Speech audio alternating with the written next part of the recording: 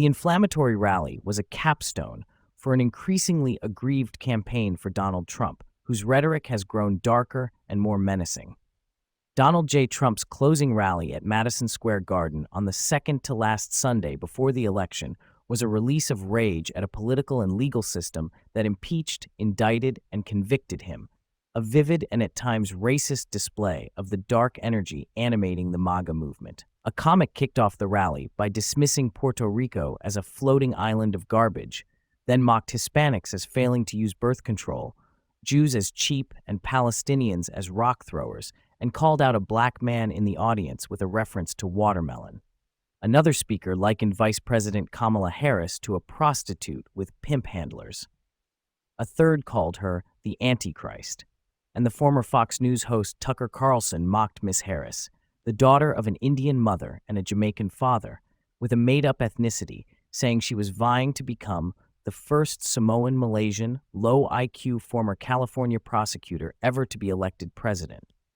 By the time the former president himself took the stage, an event billed as delivering the closing message of his campaign, with 9 days left in a toss-up race, had instead become a carnival of grievances, misogyny, and racism. If the parade of speakers felt at times like a Republican National Convention reunion, Senator J.D. Vance of Ohio, Mr. Carlson, Vivek Ramaswamy, Alina Habba, Lee Greenwood, the Trump family all appeared, they seemed to have returned for a bonus fifth night that was more inflammatory than the original in July. The rally served as a capstone to an escalating series of remarks from Mr. Trump, who has repeatedly said in recent days that one of the gravest threats that America faces is the enemy within. Democrats have cranked up warnings of Mr. Trump's descent into authoritarianism as John F. Kelly, the former Marine general who was his longest-serving chief of staff, warned that Mr. Trump met the definition of a fascist.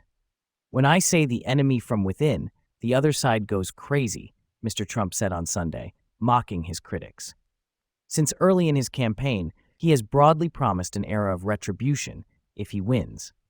But after a relative lull earlier this year, he has grown more specific of late, including promising prosecutions against a variety of people if they're deemed to have cheated in the election, and to fire the special counsel, Jack Smith, who brought 2 federal indictments against him, and even suggesting throwing him out of the country entirely.